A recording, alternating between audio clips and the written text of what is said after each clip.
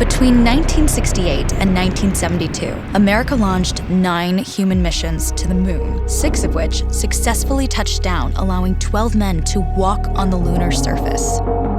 NASA's next chapter of lunar exploration, called Artemis, has the task of not just going to the moon to create a long-term human presence on and around it, but also to prepare for ever more complex human missions to Mars. In short, everything we must be able to do here, we must first do here. So, what will an Artemis mission look like?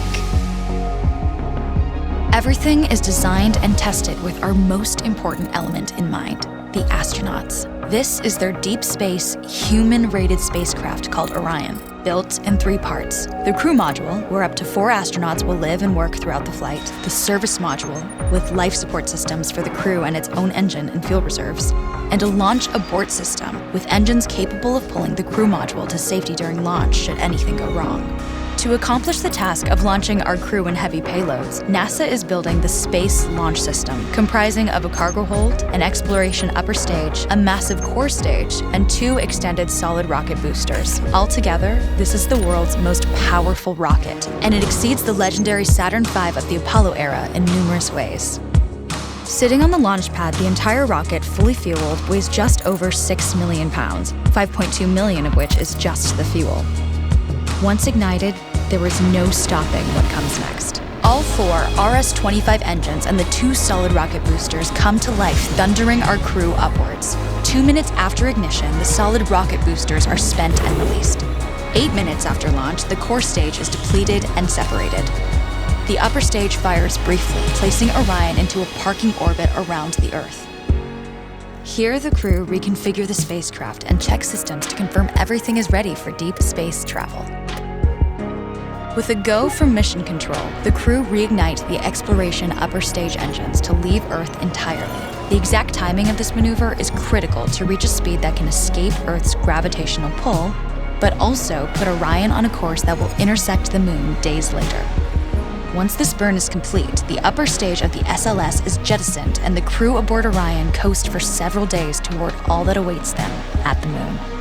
Approaching the moon, we see the fundamental differences between Artemis and Apollo.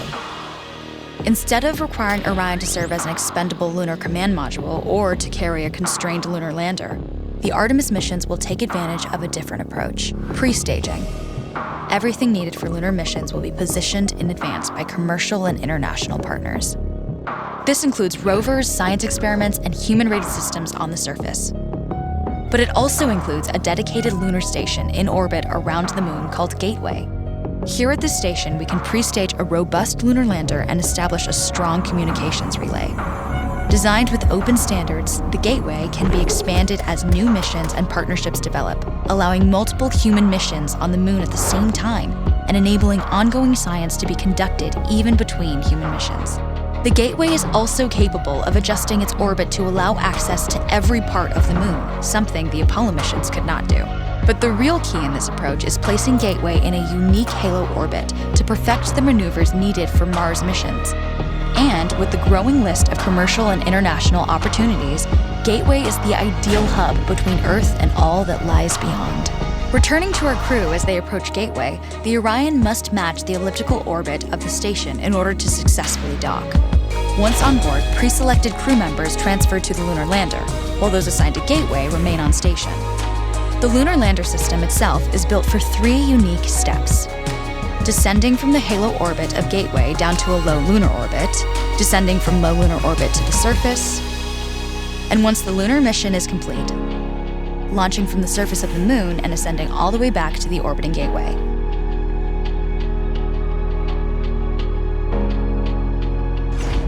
Once back aboard the Orion spacecraft and undocked from Gateway, the crew fire their engine once to break out of the halo orbit and once again to sling the spacecraft around the moon, placing it on a multi-day trajectory back towards Earth.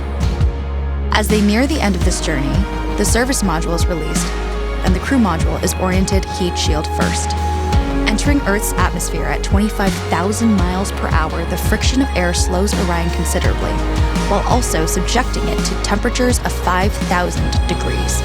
With the Orion now at just 300 miles per hour, a series of parachutes uniquely tested and produced for this moment deploy, decelerating the craft to just 20 miles per hour for splashdown. With each successful mission, Artemis ushers in the next wave of men and women to explore our moon and prove that together we are ready to go beyond.